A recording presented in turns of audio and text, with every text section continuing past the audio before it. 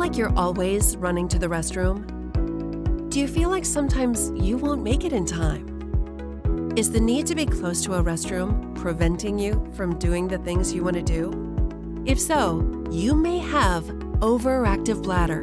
Overactive bladder, also called OAB, causes a frequent and sudden urge to urinate. This urge to urinate may cause you to go to the bathroom more than 7 times a day, get up multiple times at night to urinate, or leak urine before you get to the restroom. Having bladder accidents due to this urgent need to go to the restroom is called urgency incontinence. Nerves in the bladder sense as it fills, sending signals to the brain.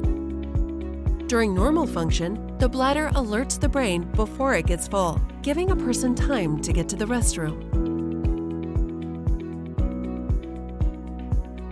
OAB occurs when signals between the bladder and the brain are disrupted, resulting in frequent and false warnings that the bladder is full, or warnings that come too late for a person to reach the restroom in time.